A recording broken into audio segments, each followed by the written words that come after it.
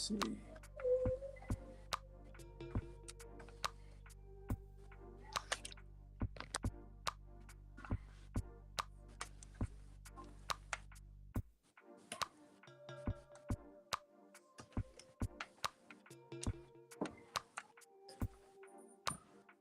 What's that noise?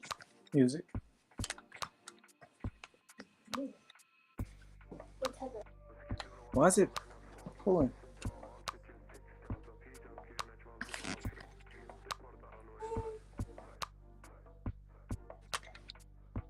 He said, why is it what? Why is it? Because it's just little music playing.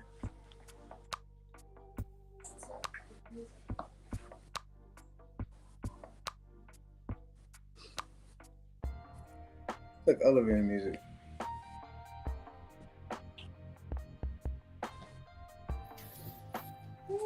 All right, we're pretty much we're oh, Hey, so hey, look, what can you see of me? 1 second, 1 second.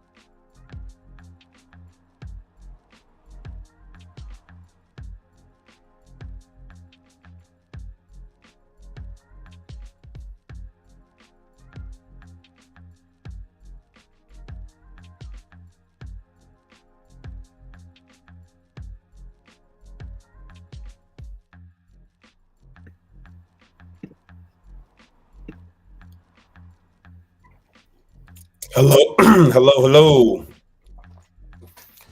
Justin, you there? Mark, you there? What's up, fellas? Can you guys hear me? Oh, let me turn this Yeah, it was, music up. yep. Hold on. What's going on? Hey, what's up, fellas? Can y'all hear me?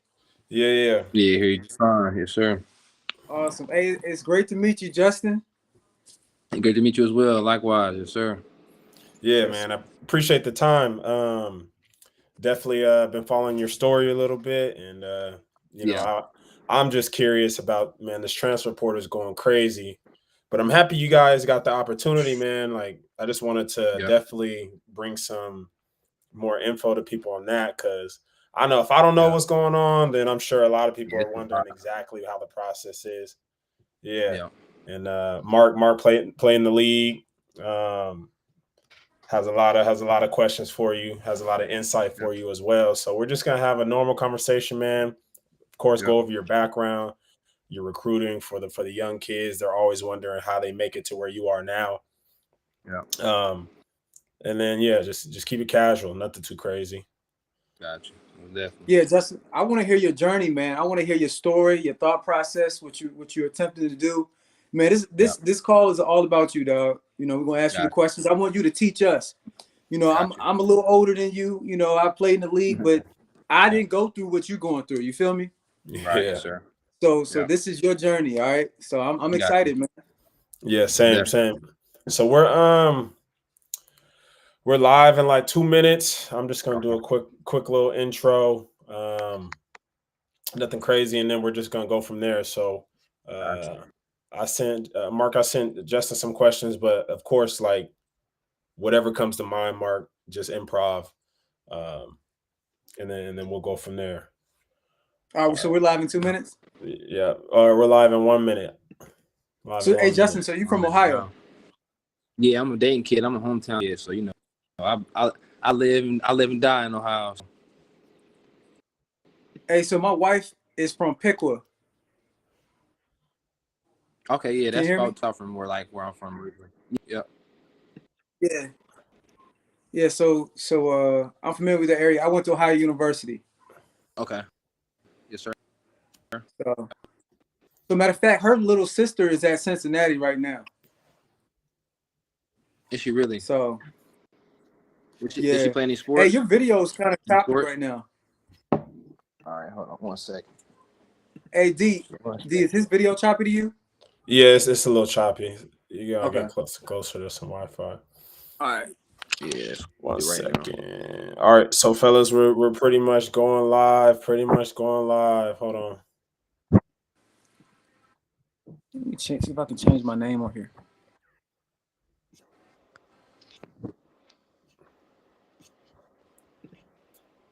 All right, hold on. Hey, do I sound a little bit better? I just got on.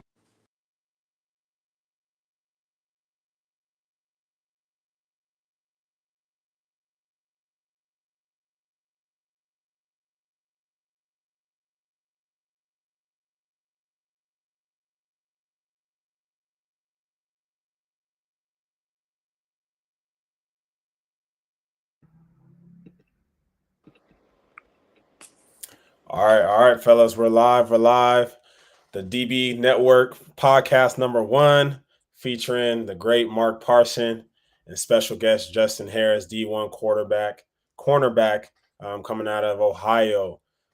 So you guys go ahead and uh, just tell, or Mark. A lot of people don't know you and don't know that the work that we do. So if you could just kind of go over your backstory, um, and and then we'll get going on Justin. Got you. So Mark Parson went to Ohio University, got the opportunity to play in the NFL for the Houston Texans and New Orleans Saints. This is from 2009 to 2012. Played 3 years. I was part of that Super Bowl winning team for the Saints back in 2009. And you know the funny thing is, in 2006, right when YouTube first came out, I was part of that Super Bowl winning team for the Saints. I was the first cornerback video, or I would say, you know, person really putting out information. It's 2006 when YouTube first came out. Put it on YouTube, man, had a lot of views. Then I started a little program because I was like, I want to help guys who are going through the same thing, I was when it comes to technique and all that good stuff. Started mentoring high school guys all over the world, college football or college cornerbacks, and then NFL. So I got a couple guys who I'm mentoring now, but I just love helping people and being part of other guys like Justin's journey. And I'm here to help, man. So, I just love being part of people's hero's story and journey.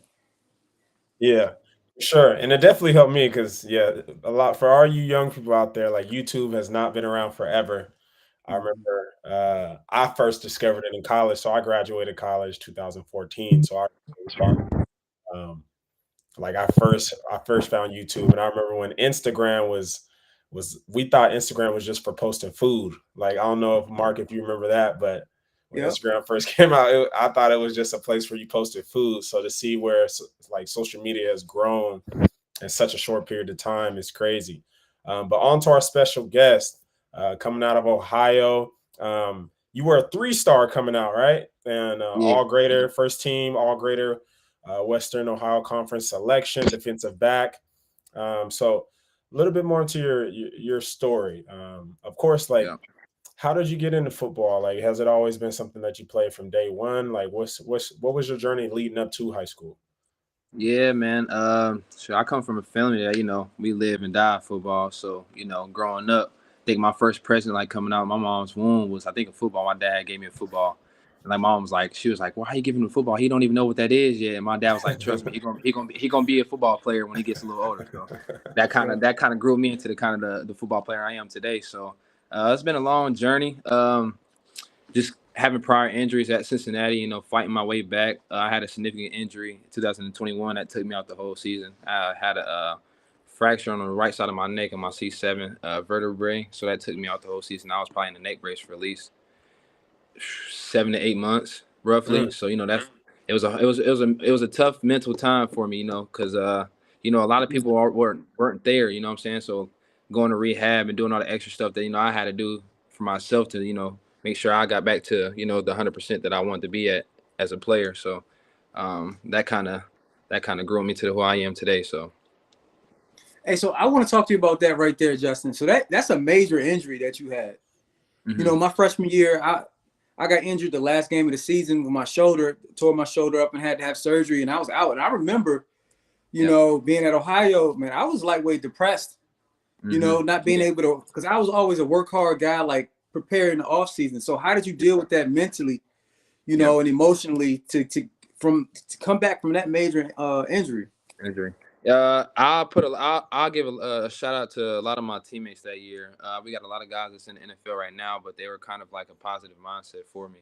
Um, Prime example, you guys know Sauce Gardner, Ahmad Gardner. I came in with him our freshman year in 2019, and when I went through the injury, we stayed in the same building, same apartment complex. So he'll come check up on me, text me. You know what I'm saying? Just let me know that he's there as well. All my teammates kind of did that, so it kind of helped me in the process of what I'm saying, just keep going every day, waking up and having a positive mindset. Like, all right, I know this is in the situation I am right now, but here in a couple months or so, I'll be in a better situation. So yeah, Yeah. that I never, man. I don't think I've ever even met someone with that type of injury. And man, if it's not too much, like what kind Mhm. of happened on that play? Like, how did that happen? Yeah, it happened. It's crazy because the game that we were playing, I got injured in one of my old high school. My other corner that I played with in high school, his name was Devontae McKee, and he's a Murray State grad transfer now.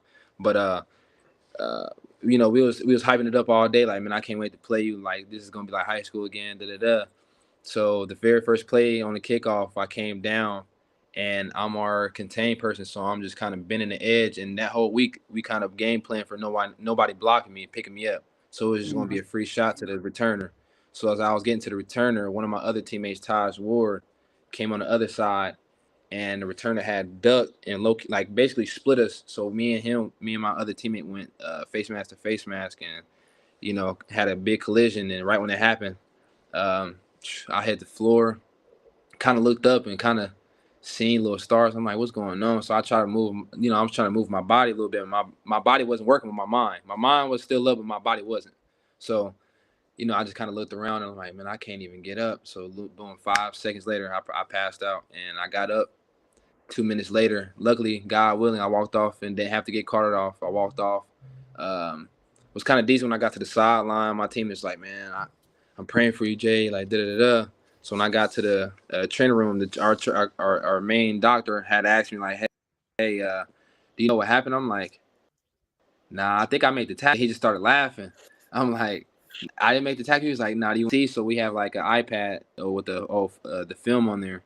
And he showed it to me. I'm like, that's me? He was like, yeah, that's you right there. I'm like, wow, that was me? Yeah, and it was just a whole little, I don't even know, man. It was just crazy for it to happen like that, for real. So. Oh man, that's crazy, bro. Like, I mean, I'm a big believer in gratitude. It's really helped me, especially. So I'm 37, Justin. So I've gone through a few, like, how it is in life. Even at your age, you go through stuff. Man, that's incredible that you can even walk. Yes, sir. You know what I mean? My doctor has said, like, if I had maybe like my angle on the pursuit of the tackle, maybe if it was a little bit off than what I was, like I could have paralyzed my whole body. So, you know what I'm saying? I just give God thanks every day for not, let me, have my limbs and still be able to walk on my own 2 feet. So, man, that's awesome, bro. Yeah, man. Like, how do you? Okay, so obviously, you go through the rehab, and then you're physically there, but how do you it mentally? took me a while. Yeah, how do you mentally bounce back from that? Like, how do you go full speed into a tackle now? Yeah. Kind of when I got cleared during the springtime of, what was it, 2022? So roughly like almost 2 years ago. My trainers just telling me like, hey, just don't be timid out there. Like they slowly shored me into like our practices. Like I started off with just kind of going through our indie drills and maybe like our scaly maybe, and then gradually I got into like, all right, now I'm going to go into our 7-on-7 period and our team periods and live thud situations. And my first time ever thudding somebody, like after I got cleared from my injury, like I hit one of our receivers coming on a crossing route, and then I was like, okay, maybe I'm good. Like maybe it's just my mind just kind of playing with me. And then right after that boom, I think I had made another tackle right after that, or just like a thud. And I'm like, oh no, I'm good. Like I can't even talk ass about my neck. Like that's just gonna slow me down. So it just kind of happened, and I just ran with it. So after that, I never really thought about my injury. Everybody asks me, like, don't you have that in the back of your mind? And when you tackling it, kind of when you're covering people, I'm like, nah, I can't. Like, I love the game so much, that I won't let that be a factor in my game. So. Yeah, that's the right type of attitude, man. For sure. Now let's circle back a little bit. So talk about the recruiting process, because I know there's a lot of kids, like I said, who want to be where you are right now, who would love to be in your shoes. So, what was your recruiting process like, and what was your mindset towards getting recruited? Like whether it be camps, whether it just be, hitting up coaches, junior days. Like, so what did you do to get where you wanted to be? And are there any things you wish you would have did more or better? I really don't have no regrets in my recruiting process. I feel like, everybody has their own story and own situation. I feel like I kind of played my recruiting the best I could. I also give a big shout out to my dad as well, because he was the one that was taking me all over the country to different camps and, like you said, junior days, and kind of just talking with coaches, meeting with coaches here and there, even if I didn't have the offer just yet. So that was a big part. And I would say another big part was just having coaches come to the high school, talk to me, send me mail and stuff like that. Never take that for granted, even though I'll tell people like college or high school students to this day, like even if you are getting mail and you don't have it or whatnot, like, what I'm saying, just keep grinding, keep continuing to, push yourself, day in and day out. Because I didn't get my first offer until I think the summer of my junior year, going into my junior year. So, it's never too late for anybody. So, yeah. Same. What were your options? Because what was my top? My top 4 was Cincinnati, Kentucky, Iowa State, and Indiana. Okay. See, the fact that you even can have a top 4, like the kids don't understand. Like, I mean, I know that we're in the era of, my top 30 is this and my top 20 is this. Yeah. Mark could kind of tell you, Mark could kind of speak on from, I guess, from a coach's perspective, or him knowing coaches, me knowing coaches, how that kind of is perceived for the young guy or on our end. Right. But like me, I got my first offer and I was like, man, I don't know if it's gonna get any better than this. And I committed on the spot. Yeah. Hey, so Justin, hold up. So who I'm curious to who your dream school was. My dream school, I had a couple dream schools, to Okay. be honest. But I'd say probably where I really wanted to go coming straight out of high school was probably I had two of them. It was either Michigan or Ohio State. So Hold up, time out. Whoa. Yeah. Let's go back. yeah, I know it sounds crazy. I know everybody that's about to watch this podcast or that's on this podcast right now is gonna hear like, man, how you gonna go from Michigan to Ohio State and how is that your two favorite? Like, you know what I'm saying? To me, they were the two best teams in the country besides Alabama and Georgia. You know what I'm saying? So like just the teams that were around me. So Right. Okay. So see, my wife, she went to Ohio State. Okay. So I'm gonna tell you how. So I went to OU. She went to Ohio State. She loves Ohio State so much, bro. If they lose, she cries, bro. yeah, that's how my mom She's is. from your It's area. crazy. Yeah. She's from your area, and I talk. See, I went to Ohio. We don't like Ohio State because they take all our girls. Like man. you got people. Yeah. You got people rocking Ohio State jerseys at our games. I'm like, bro, come on, man. Yeah, that's start off a little bit, right? Yeah. You know what I'm saying? So I'm from Virginia. I'm from West Virginia. So we like, we're not from Ohio. So we just like, why? We didn't understand the love that Ohio people have for Ohio State. So that's why I can get Toledo, the northern part of Ohio, who rock with Michigan. That makes sense. Yeah. But that's really cool or interesting that you those are your two dream schools. Yeah.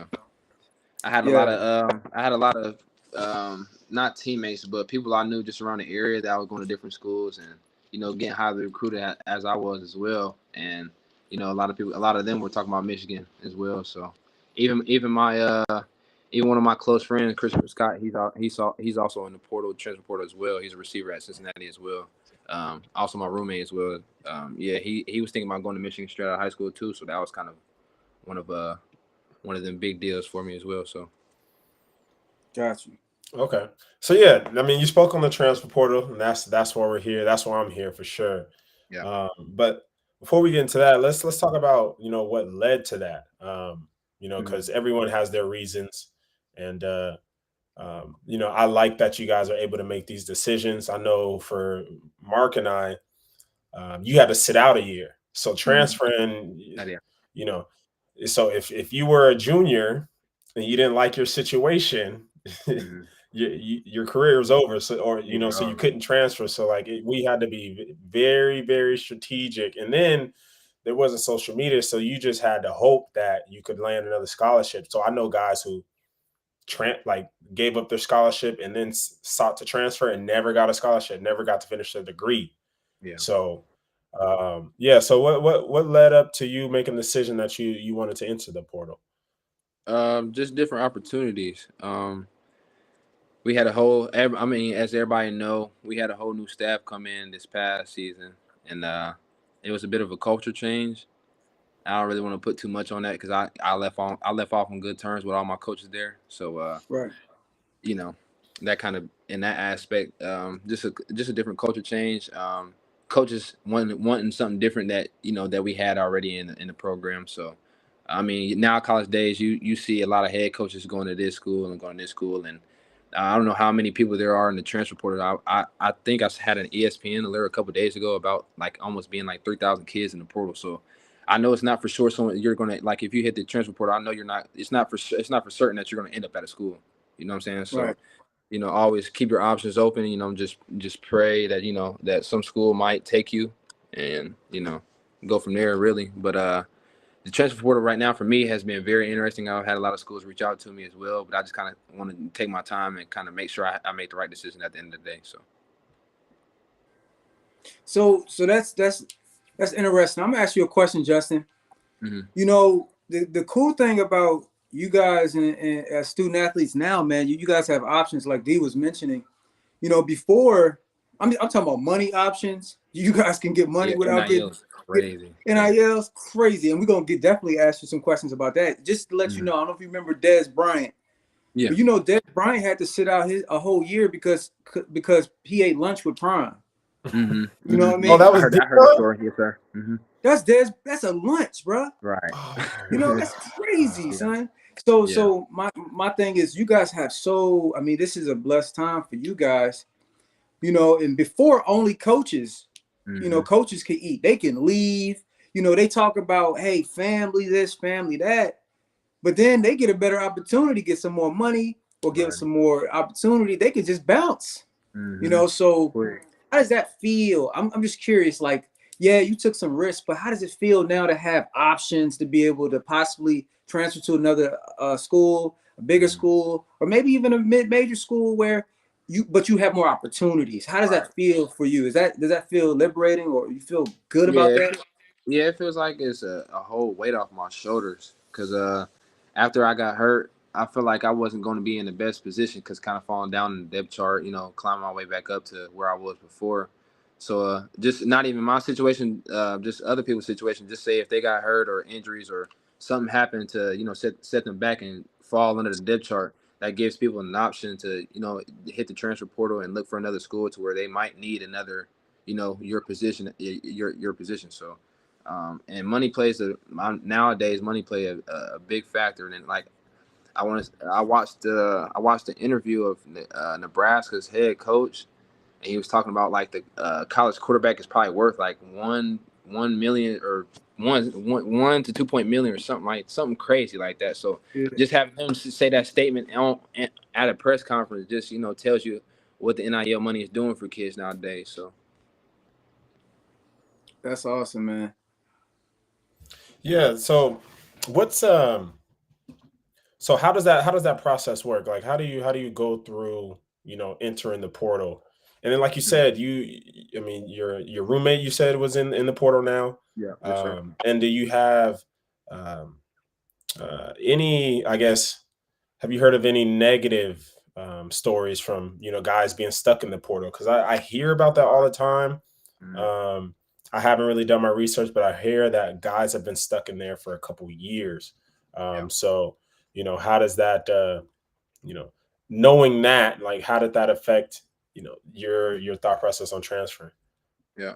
Well, kind of how the transfer portal works. Obviously, you got to talk to your coaches about it, kind of let them know. But I probably, when you hit the transfer portal, you and your coach are probably on a similar page on you leaving and, finding someone else to fill that position. So, like I said, I left on a good note with all my coaches. My coaches kind of know where my mindset is for my last year and, moving forward, what they got to do. So my eyes are going to closely be on Cincinnati because obviously I'm an alumni. I graduated from UC, so I'm always going to have eyes. Nice. I always call that home because it is home. So, I left on a good term with all my coaches with that. And kind of when you hit the transfer portal, you just talk to them and then you fill out a paperwork and watch like a 15-minute video, and that's pretty much it. And then once your name goes out, your phone is probably buzzing from, Twitter for notifications, Instagram to Snapchat to whatever social media there is. So,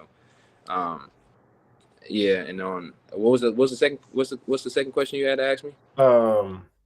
Any negative effects? But you said you had to watch a 15-minute video. What are they talking about in that video? Just making the right decision. Basically, it was just a video about making sure that you're at the right school.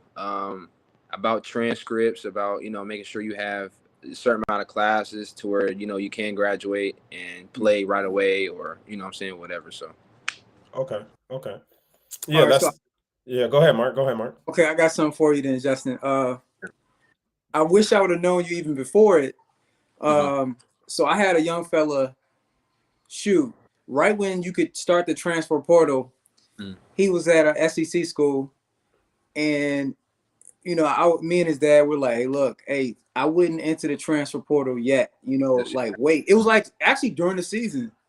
Oh, wow. All right. Okay. Yeah.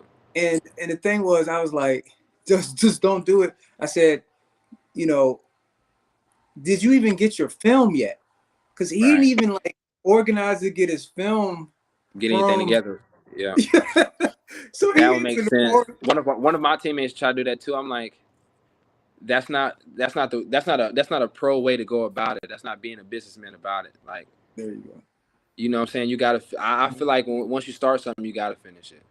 So That's man, and that's exactly right. And the thing is, at least prepare. Like right. it's one thing to take risk, and you'll learn this in business as you get older and you embark upon your journey after football. Mhm. But you got to have preparation in order to take risk. So at least Right. have your film situated, because it's like when you gonna go to your coach afterwards and be like, hey coach, can I get my film? I need film. No, You I'm can be like, busy. "Man, get rocks." I'm busy doing something else. I'm busy recruiting now. Like, Facts. But he, it was actually challenging for him. Just to let you know, he ended up getting into another SEC school, but then he got hurt, and they liked him there. And then he ended up finishing up in a MAC school. And you know what? He still didn't get the playing time that he wanted, but and he was starting for this SEC team, but then they had new coaching staff come in, and then he wasn't playing. Great kid, work hard, but you still just got to make the quality decisions, and that speaks a lot about your character and what your father, has taught you to be, like to leave on good terms. So that I commend you on that, bro. Yeah, for sure. And I like what you said, Mark. Preparation before taking risk. Like that's for anybody listening. That's free game right there. That's free game right there. Um, so what do you? Okay, so what are you looking for in your new school? Because you graduated, so you got your degree. So which is amazing. So now you can really just focus on just pure ball.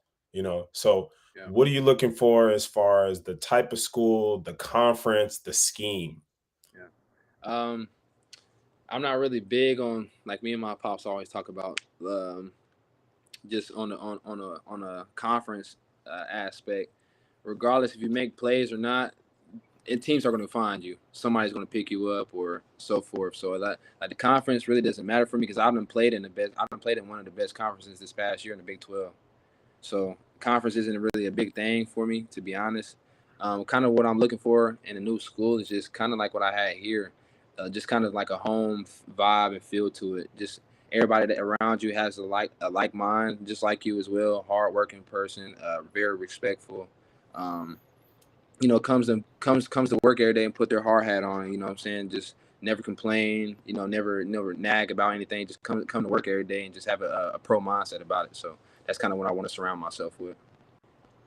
Okay. What type of scheme do you I mean, I know the pro answer is like, hey, I can do everything, but where do you feel more comfortable? Like, are you a man guy or are you a zone guy? Let's just keep it. I'm Let's a just keep it man like guy. that. Obviously, Cincinnati had Ahmad Gardner, Kobe Bryant. Like, we done had several corners and DBs come from our school that like to play in press man, and that's kind of what we did at Cincinnati for my 4 or 5 years being there. We're a hard press man team on the outside. We'll maybe run quarters a little bit here and there, third down, maybe give you some cover 2 and cover 3 looks. But if you put the ball down, say let's play, and what call would you want? Just run any man type of coverage, and we'll hold our own.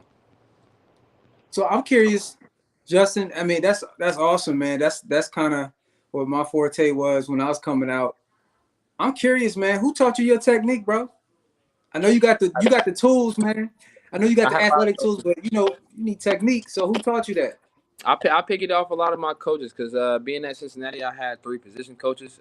My first coach was Mike Miggins. He's the corners coach at Notre Dame right now.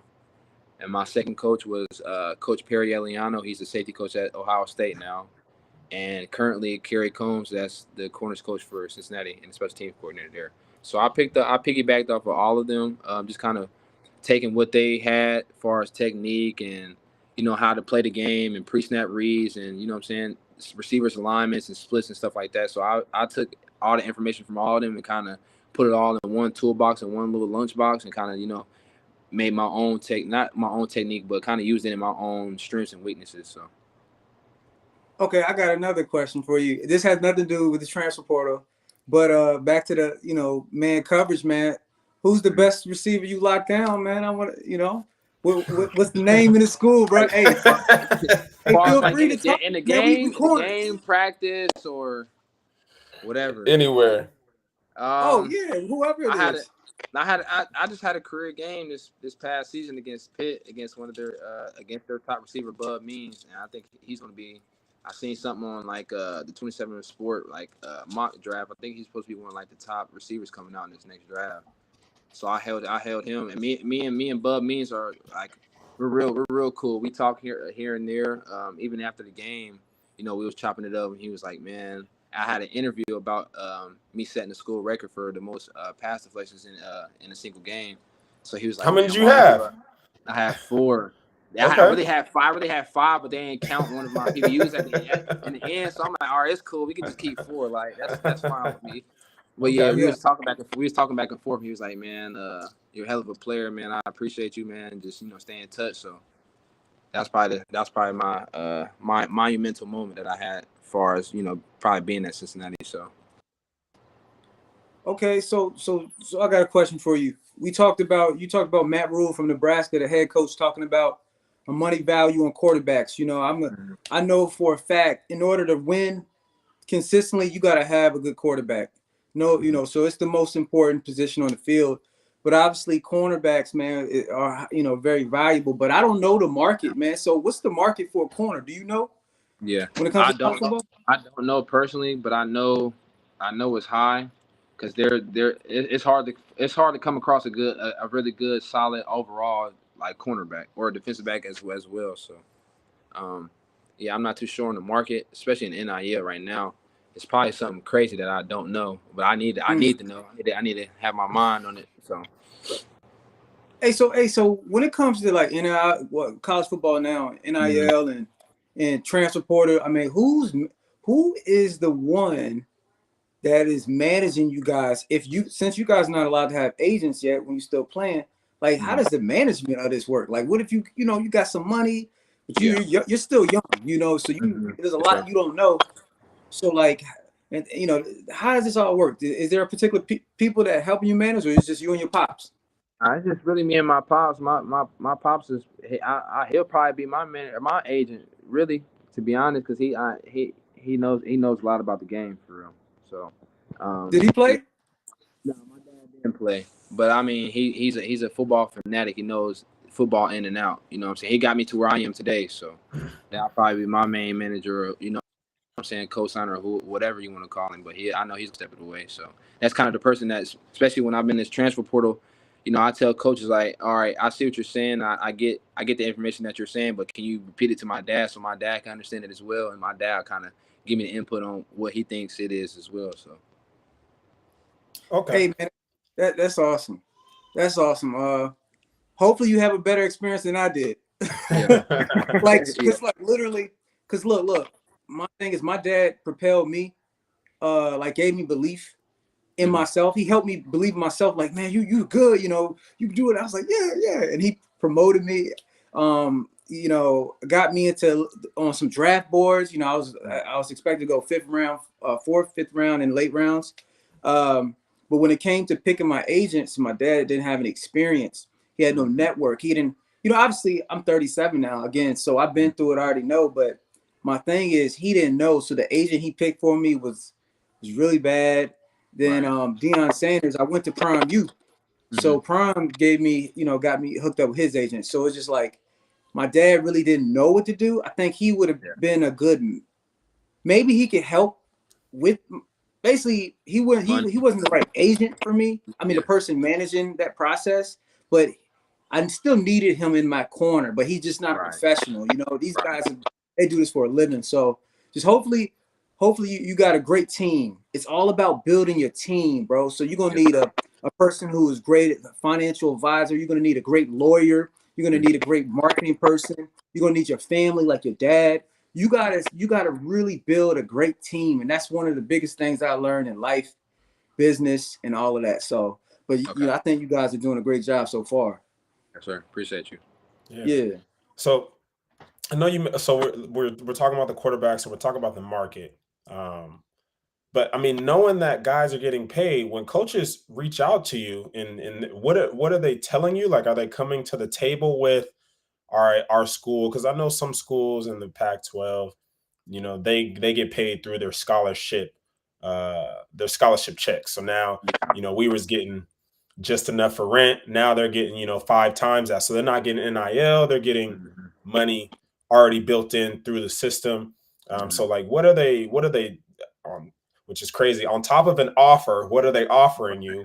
And then what are you asking? What are you asking? What are you asking in return from these schools? Kind of the coaches are just coming to me like, well, it's different. Everybody's it's different. Everybody. Sure. So they're coming to me basically on what am I looking for. Just kind of for my last year, kind of like what's your goals and what's your, obviously they know I want to have a chance to play in the National Football League as well. So that's kind of what they're kind of hitting me with because I only have 1 more year. It's kind of different for someone that's having 2 years or 3 years eligibility left. You know what I'm saying? They're talking more money-ish than aspiration goals. You know what I'm saying? So that's kind of what they're coming to me about. But obviously now that I'm a grad transfer, I obviously want NIL money as well. So I kind of chime that in at the end of the conversation. They kind of laugh about it, but they kind of, we have a mutual understanding on, the money aspect. But I'm not too really focused on the money aspect. I'm kind of focused on, putting up stats and making sure, I have the best opportunity to play in the National Football League and live my dream out. So. Okay. So, I think that's a good process to go about it. I mean, like you said, everyone's different. Like everyone's not Caleb Williams. Right. But, Mark and I have a talk about this all the time. There's so many avenues for you guys to make money, off of off your likeness. Sure. So, for everyone out there, it's like, name it, a lot of people are expecting money to just be given to them, but they don't understand like you guys have so much power just with your followers and your network, your fan base, that you guys can make it happen regardless, man. Right. But I wanted to go back. So when I was watching Sauce and I was watching Kobe, I was a Kobe Bryant fan. I thought he was going to be the one that ends up having the better career because I liked his technique. And I didn't really quite understand, Sauce's game.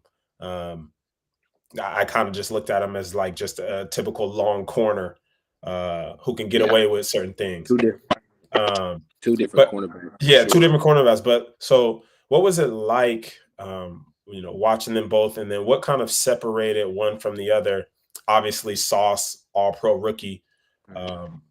What separated, or what was his mindset like on top of the technique that you noticed?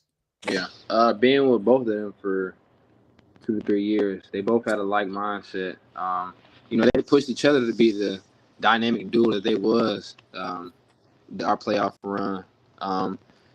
Ahmad's a hard press man, corner long, so he played to the boundary most of the time. So, him taking up that little much of space, the quarterback's first read is to the boundary anyway, looking at backside safety one. So once he sees the backside receiver covered up, he's just looking the other way anyway. So that's kind of what groomed Ahmad to being that lockdown corner he is today.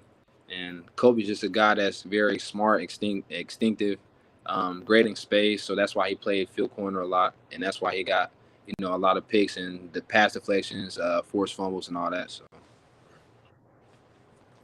Okay. Are you still in touch with them when either of them now? And what is their for sure. What are their experiences, or they give you any insights on what the league is like now? Because Mark played in the league, I didn't, but I'm sure it's a lot different than when he played. Yeah, I haven't talked to Kobe in a little while. Kobe's kind of a standoffish guy anyway, but I know it's all love. But we still keep in touch here and there. He tells me the league is crazy, but you just got to watch out for yourself and make sure you make the best decisions for yourself at the end of the day, because you only got you at the end of the day. So that's all that is, really, to be honest. So. Have you been out to one of their, like for instance, Gardner? Have you been out to the facility? Have you went to New York or anything like that? Not yet. I haven't asked them, but I'm gonna ask them here soon. So I know they're busy. I know they're busy right now. So I'm kind of wait till the off season. I'm gonna wait till their off season comes, and we're gonna top it up and kind of go from there. So that's great. That's great, Justin. Because I always tell my young fellas, I'm a big believer in imagination, right? So once you can kind of get something in your mind, you can kind of replay that every day, every night before you go to bed, and then I believe imagination creates reality. So I'll tell my college guys, reach out to the guys that are in the league, right? Reach out to those guys off season, like go out there, man. You know, they have it's more like OTAs, it's more chill. That's like spring ball, but during the summer, go out there for a week, see what that city feels like, see what what the campus, the football campus feels like, the facilities, see their process and their routine, because it is different than college, right? College you have class. For NFL, it's all football all day. Just get a feel for it. I think that's extremely important for you guys. And since you know these guys, you kind of get a feel for it. I think that'll be a really big deal for you. I even tell the high school guys to do the same thing. So the high school guys go to the college campus, man. Like nowadays, shoot, a kid could pay Justin. If you're a high school kid right now and you're trying to get to Cincinnati, reach out to Justin on social media and say, look, I'm gonna pay you $50. Hey, can I work out with you one day? Can I pay you $50? Can I pay you $100? Just to get a feel for the facility. So yeah. Hold on. Can everybody hear me? Is the sound straight? Yeah, there we I go. think that might be you.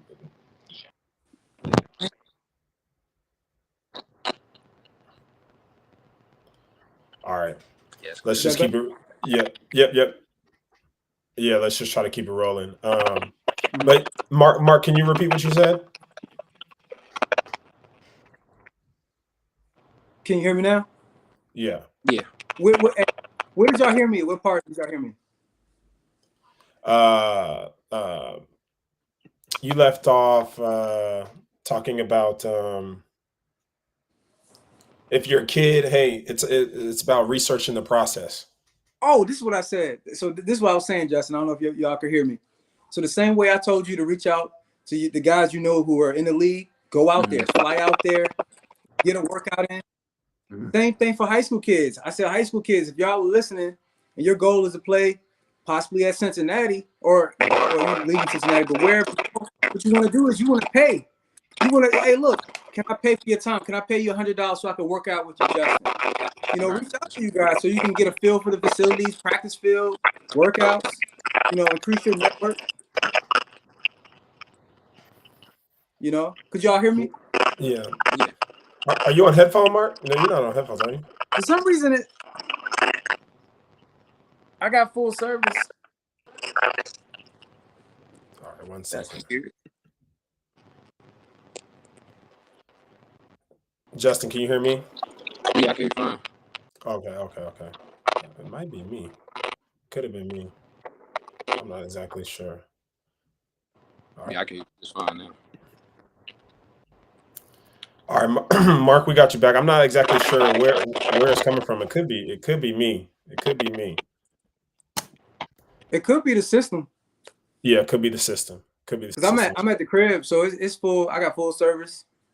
All right, there we go. The iPhone. Sounds clear now. It could be the system as well. Okay. Let's try to push through. I mean, it's been a great podcast so far. And again, Justin, I appreciate your time. And just for everybody watching, we're gonna clip it up. We're gonna drop bits and pieces of this interview on Instagram and on YouTube for anyone that's popping in and out. But I have a question. So Deion Sanders, and he kind of him in Colorado took the world by storm this year. So from your perspective, because we're just consumers, we're not in it, we're not possibly competing against that. So from your perspective, like, what was that like? And what can I say? And how would is that the type of environment you're looking for in terms of what Colorado looks like from the outside? Yeah. I have a cousin, one of my blood cousins is there starting to tackle number 99, Shane Coates. And we talk a bit here and there. He tells me Deion is just a straight up forward person. Like, he's not going to sugarcoat anything. He's going to tell you what you need to hear, not what you want to hear. So I kind of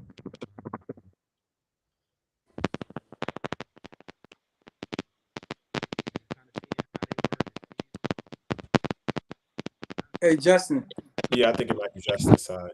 it's your mic. I think it's your headphones. Oh no. 'Cause the last thing we heard was that he's a straightforward dude. Yeah, I can hear me now. Yeah. Yeah, okay. Yeah, nah, he's just kind of a straightforward person, kind of like what you want. Like he'll tell you what you need to hear, not what you want to hear. So I want to surround myself with a coach like that and just like-minded people just like that as well. Yeah, you know what? Let me add on to that question. I would love to hear your perspective as a young fellow who's playing, because I know Prime. So I worked out with Prime before I went to the league. Great dude, and but from your perspective, do you like? Do you like how it is? From what you see, even if you don't know him, but like from what you see, and even your teammates and the guys you know, do y'all like Prime and all that? What was going on this year? Yeah, it's crazy because when we were looking for head coaches for Cincinnati, I think Dion, I think he was one of the guys before he even got to Colorado, was wanted to have an interview with Cincinnati and our AD to, potentially get the head job. And I think he had posted on Twitter or something. I think he had quoted like, "Yeah, man, I would love to even go to Cincinnati just to, even visit, or what I'm saying, just have an interview out there." But something went south with that. I guess we didn't even try to hire him or even ask for an interview. And he came out and said that, like, yes, Cincinnati didn't even give me an opportunity to have an interview about the head job. So we were kind of all pushing for him to be our head coach before even Coach Sack got there. But yeah, that was a little plot twist for me. And That's crazy. That's crazy. I did not know that. yeah, a lot of people don't even know that. Yeah, but a lot of people don't even know Prime he played professional baseball in Cincinnati. So it was only right for him to come here. But yeah, I guess it all worked out for him at Colorado, and I couldn't be happier. Especially my one of my blood cousins is playing under him, so that's even better. So. Man, that's a great point. Did you feel like coaches kind of, I don't want to say the word hating on them, but do you feel that like coaches a little, did you feel like coaches were a little jealous of that attention that he was getting, in your opinion, as a young fella? Yeah, a lot. Just because players gravitate towards coaches like that just want to win. They're hungry, and coaches that have been there and done it before. So if you have aspirations and goals of playing in the NFL, that's the prime person to play under. So.